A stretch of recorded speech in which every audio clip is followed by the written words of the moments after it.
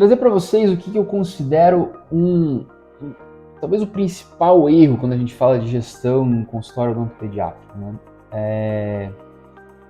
A gente sabe que existe muito odontopediatra por si só, né? Ele trabalha muito, existe até inclusive esse estigma, né, de que o odontopediatra trabalha muito por amor e não tem muita noção, não sabe ganhar dinheiro, não sabe o que está acontecendo no consultório. Isso existe muito.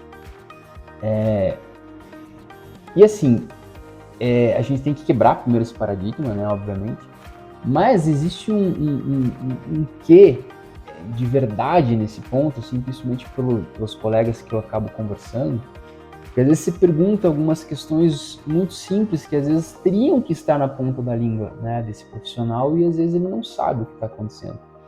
Então existe uma coisa chamada KPIs. KPIs é um índice de desempenho, né, do teu negócio, no nosso caso, no nosso consultório.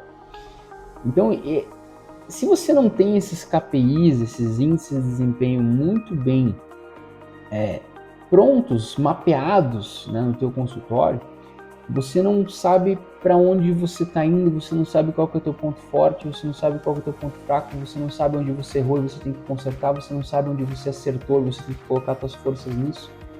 Então você fica meio que com uma analogia aqui, como se você estivesse navegando sem coordenadas, como se você estivesse andando sem um GPS, então você não sabe exatamente o que está certo, o que está errado, onde tem que virar, onde tem que consertar.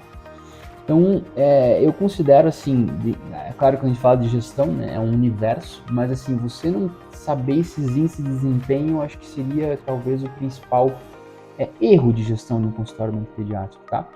E quando a gente fala em KPIs, existem alguns KPIs, vou citar aqui para vocês, por exemplo, o KPI de produtividade, né? Então, o KPI de produtividade, você sabe, por exemplo, quantos pacientes você consegue atender num dia, qual que é a tua taxa de ocupação da tua clínica, você tem uma cadeira, você tem duas, o quanto fica desocupada a segunda cadeira, o quanto isso não está te rendendo, ou a tua cadeira mesmo fica ocupada o dia inteiro, quanto tempo você demora em cada consulta, se demora 20 minutos, 30 minutos, 1 hora em cada consulta. Então isso faz diferença para você conseguir mapear a tua produtividade, né?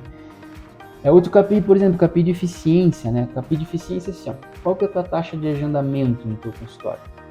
Tá, eu agendei tantos pacientes. Desses agendamentos, qual que é a tua taxa de conversão? Né? Isso é muito importante. Então, a taxa de conversão ela tem que ser uma taxa de conversão alta. Por quê? Porque se a tua taxa de conversão alta entra naquele fator, o paciente não conseguir visualizar valor, o paciente não conseguir, você está com as condições erradas, você está com uma precificação errada, você tem assim, existem vários fatores relacionados a isso. E como que você vai saber se você realmente está errando, por que você não está convertendo? Se você tiver, quantos pacientes não convertem, né? A taxa de conversão é de quanto? 10%, 20%, 30%, 50%? Eu preciso saber isso, porque senão assim, se minha taxa de conversão for alta, opa, estou no caminho certo, eu vou intensificar. A taxa de conversão é muito baixa, eu tenho que mudar alguma coisa urgentemente. Aí existem KPIs de qualidade, né? Quantos casos complicam, se faz muito retratamento, se você não faz. Então, assim, existem KPIs para toda a área do cabo a rabo no teu consultório, digamos assim, né? KPIs de satisfação do paciente, você faz um índice de satisfação, NPS, os pacientes te indicam para outros pacientes, qual que é o teu grau de fidelização dos teus pacientes, que são fiéis a você, você perde muito paciente ao longo da jornada. Então fica aqui assim, onde você tem que se aprofundar ou iniciar o teu aprofundamento dentro de um consultório. Comece mapeando ele com esses índices de desempenho.